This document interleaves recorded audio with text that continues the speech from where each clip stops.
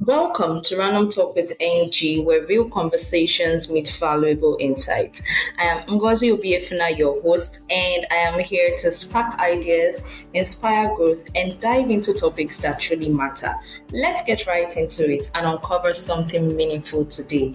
On today's episode of Random Talk with NG, I want to talk about something that is very important. To some, it may come across as a rant. However, today's topic is boundaries, the art of minding your business. I am truly excited about this topic. Maybe it's because I've noticed that people really do not know how to mind their business, or people do not know when they overstep boundaries. But whatever it is, today I just want to talk about the art of minding your business, boundaries. So, while the dictionary definition of boundary is a line which marks the limit of an area, I would love to tell us generally that boundaries show where one thing ends and another begins. So, I decided to talk about this because I have noticed that many people don't know how to respect boundaries or mind their own business. They feel entitled to your time, space, and even personal choices. And let's be real, some people just don't get it until you draw the line. Even when you draw the line, they try to clean the line and then draw it further. So, on today's episode, we're going to explore the different types of boundaries and what they look like in daily life, why people tend to overstep, and how to set and enforce boundaries without feeling guilty. And there was this beautiful quote I came across: "No is a complete sentence" by Anne Lamott. First, let's talk about the different types of boundaries because they go beyond just saying no. There is personal space boundaries. Have you ever had someone stand too close for comfort and you feel like, oh no, I don't like the way you're standing beside me. And then the next thing they try to downplay it and say, oh, it's not that deep. Or maybe you have a relative who just walks into your room without knocking. That is a personal boundary being crossed. And when you speak to them about it, they start telling you stuff like, oh, it's not that deep. We should not bother. Are we not relatives again? Then there is emotional boundaries. You are not responsible for other people's emotions. If someone keeps dumping their problems on you and expects you to fix them, that is a boundary issue. We have time boundaries. Have you ever had a friend or colleague who thinks your time belongs to them? I know some working class people listening to this will say, yes, they've had colleagues who really feel that they should go over and beyond for them without even respecting their own time. Saying no to unnecessary plans or overtime is a form of boundary setting. Yes.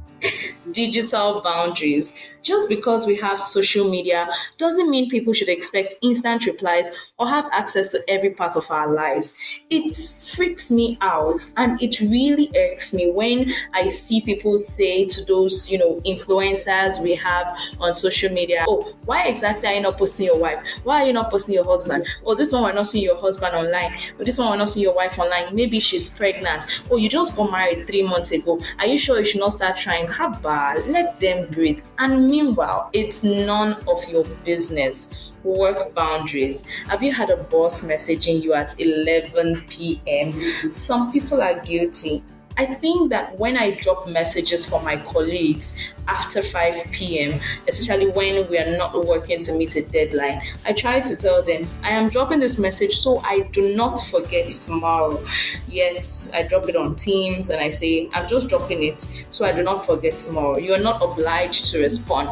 I have a colleague who in his email signature, he has, if you're getting this mail after 5 p.m. or after working hours, you are not obliged to respond. And it makes sense. So, I mean, it makes sense to see those kind of messages where they tell you you are not obliged to respond. There was a deadline I was working to meet, or my team and I were working to meet, and then other team members had gone offline. I was appearing offline. My team lead was also appearing offline.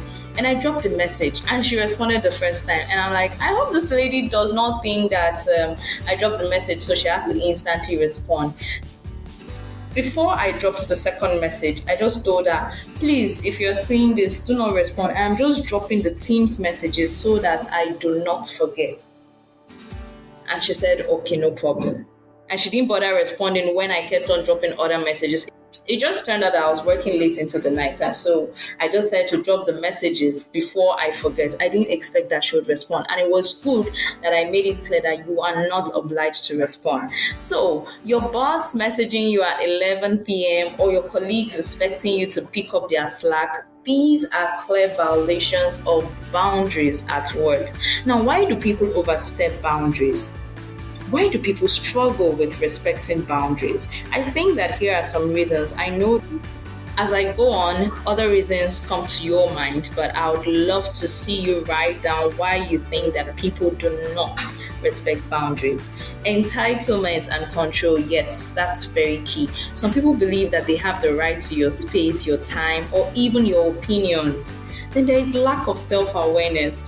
Others don't realize they are being intrusive. They've never been told no before. It's just wild. I want this. Why? I can't give it to you. Or I have just one and I'm not ready to share. And I say, oh, you must give it to me. Excuse me.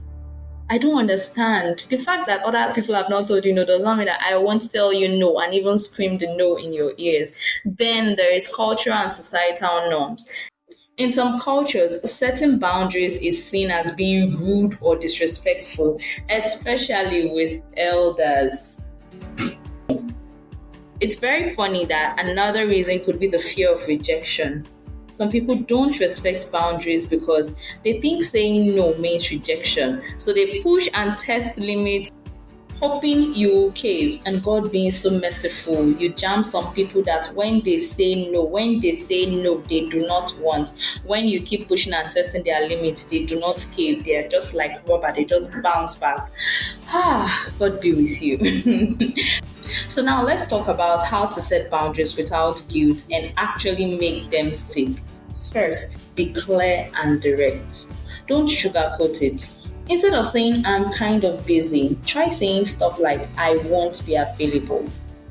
Yes, I know that sounds very difficult to do, but it's very important that for the sake of your mental health, yes, mental health is a thing, for the sake of your sanity, you should actually tell them, be upfront to them and say, I won't be available. Be clear and direct. Don't say, okay, let's see how it goes. No, you don't want to see how it goes because you yourself know that, okay, this is them overstepping.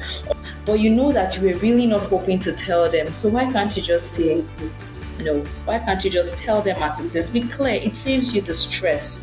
Stay consistent. Don't be like an epileptic power supply. If you let people cross your boundary once, they'll think it's okay to do it again.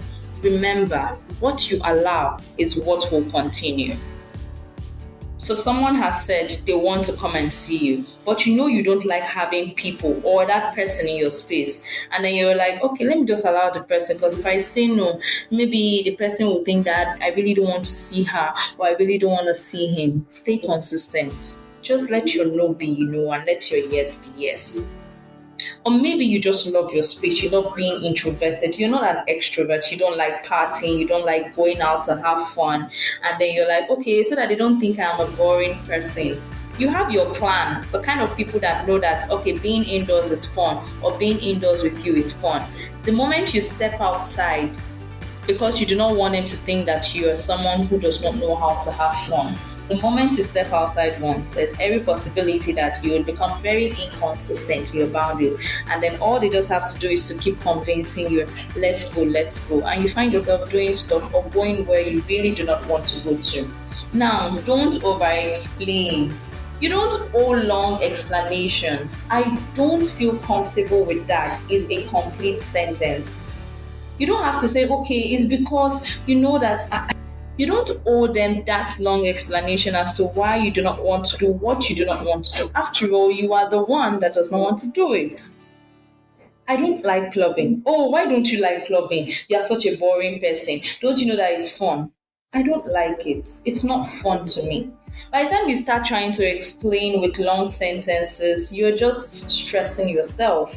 Right? I don't feel comfortable with that, or I just don't like it. It's a complete sentence. I am not that kind of person. It's also a complete sentence.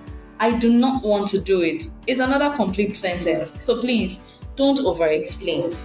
Now, handle pushback calmly. It doesn't necessarily need to turn violent. Some people will test you, trust me. They will guilt trip. many people are good at guilt tripping. They would argue or they would even try to make you feel bad. Stand your ground. I mean, I know that that's a Bible verse, but honestly, stand your ground. Surround yourself with boundary respectful people. The right people will understand and respect your limits. Those who don't, well, they'll either adjust or they'll leave, and that's okay. Oh, there's this party going on next weekend. Do you want to come for it? Oh, I'm not up for it. I'm not in that mental space. I don't want to be there. And then I would hear my friends say, oh, no problem, that's fine. I just thought you might be interested. And we move on. I remember a day I was not feeling up to it. I did not even have the energy to talk to anyone, to chat with anyone. So I was just on my own. And then my first friend chatted me up and said, you're quiet much. And I said, yes, I'm taking a break from social media. I'm just tired of all this. And then he said, okay, no problem, take your time. When you're done, we are here. Fine. And then my friend chatted me up and she said, hey boo, how are you? And I said, oh, I'm fine, but I'm not just feeling up to it. I'm not just in the mood, I'm just tired. And she said, oh, okay, do you want me to come around? And I told her, no, I really just want to be left alone. And she said, no problem, take care of yourself. Oh, well, I'm good. Simple, because people deal with things differently. And for those who decide not to understand that people need their space to themselves, well, good luck to all parties involved. At the end of the day, I believe that setting boundaries isn't about being mean. It's not about you being nasty or mean. It's all about self-respect. It's about protecting your energy and peace. Now, this is what happened one day. I was on a call with someone and then it was on a Monday morning and this person goes, oh, where were you last weekend? Which man did you spend the weekend with? And I'm like, I don't understand. From where to where? We're not friends. It's not like it's a joke, and if it's a joke, I don't find that respectful. Well, let's just say my response to him was, mind your business. Because why not? If not. I remember during the week I posted something on my WhatsApp status and it was Monday motivation. I think what I posted was this week, mind the business that pays you. If you do anyhow, you go see anyhow. Yes, I know I have come from the angle of the person whose boundary is being violated. To you who loves to violate boundaries, I hope this episode will help you think about the times where you violated people's boundaries. Fine, what is your business with someone who just got married 6 months ago? You're busy checking out the stomach or you're busy asking the man like, hey, how far now? Your wife never carried. Like, why? What's your business? And do you not think that if they find you, for lack of better words, worthy, if they find you worthy of having that piece of information, they'll let you know. Why are you minding the business that does not pay you? Why are you poking your nose where it does not belong? It really shocks me when I see the extent to which people go in trying to find out the spouses or the family members of someone. It was really shocking. Really shocking. I remember seeing an Instagram post one day about a social media and food influencer who said people have gone so far to try to know who her husband is. Like, why? What's your business with that? Like, what? She just appreciate the content that she gives and then just keep it moving. And I just feel like maybe they are idle. You don't have any better thing to do with your time. She said people have discovered who her husband is, sent him DMs. I'm like, wow, people have time more. In this same 24 hours that some of us are saying is not enough for us to do the work that pays us. Please, dear boundary violator, please, to you who does not know how to mind your business or how to respect people's boundaries, that they did not tell you means they don't want you to know. That they did not tell you means it's really not your business. Oh, she did not invite me for our wedding, but I will still go. Why are you going? If she really wanted you there, don't you think you would be the first to know, or maybe among the first 10 to know? It's that simple. I know that some people would want to argue and say, it's a good thing, it's good news, let's share in the joy. There's this case I read a quote, I can't remember the full quote, but I know it's somewhere along the line of, if you're not invited, don't go. If you're not told, don't ask. Because why? Sometimes you need to understand that the fact that they did not tell you at that time does not mean that they do not want you to know. Maybe they feel like it is not the right time for you to know. I remember one time a friend of mine called me and she said, "Hey, rejoice with me. I just put to bed." I was so happy because I know that child delivery is a big deal for safety of mother and child. I was like, "Oh, thank God, congrats." It's simple. And at that, my friend went on ahead to post it on her status. And then the next thing, another friend of mine goes, "Marianne, why didn't you tell me this person was pregnant?" And I'm like, "I don't understand." First off, I did not know she was pregnant. And secondly, even if I knew she was pregnant, it is not in my place to come and start spreading it like mass intentions, like, "Oh, this person is pregnant, this person is pregnant." Like, why? If she really wanted to tell you, she will tell you. Because I'm not going to cut short her joy of announcing her good news by spreading it around. No, it doesn't make sense. I saw a friend of mine, I think about 4 to 5 months after she got pregnant, and it was very beautiful to see. Why I say it was beautiful was this hangout happened in my house. I was hosting them. We've been chatting for a while. I did not even know she was pregnant. And then I said, "Oh, I'm ready to host you." And then that day she got to my house. I went downstairs and she opened the door of the car and immediately she stepped out. My goodness. I screamed. I was so happy. And she was like, "Yeah, I wanted you to see it in person." And it was so beautiful. The joy radiating from her face, the husband's face, seeing how she shared her bundle of joy. If I was the kind of person Sef, that used to snoop and I don't used to mind my business, I am so certain that she would have kept it from me and then I would have ended up seeing it on her WhatsApp status. Or is it the part where people do not invite you for their weddings and then you tell yourself that, "Hey, let me just go, oh God, go nowhere." Don't be doing Onyomasiwai. You have no business being there. Again, mind your business. Now, I mentioned this earlier, but I'm going to leave us with this thought. Ever since I made up my mind to talk about this topic, this particular thought has been on my mind. I've been pondering, like, what you allow is what will continue. What you allow is what will continue. If you don't enforce your boundaries, people will keep crossing them. So now here's my challenge to you. Think of one area in your life where you need better boundaries and set one today. Now think of one area in your life where you need better boundaries and set one today.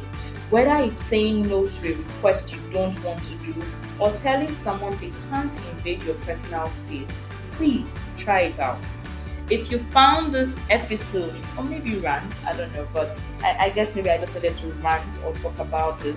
But if you found this episode helpful and useful, make sure to share it with someone who needs to hear this. You can actually share it with someone who you know does not know how to respect boundaries. And you can share it with someone who you know needs to enforce better boundaries. And don't forget to rate and subscribe to Random Talk with NG. And until next time, please stay firm, stay clear, and most importantly, mind your business.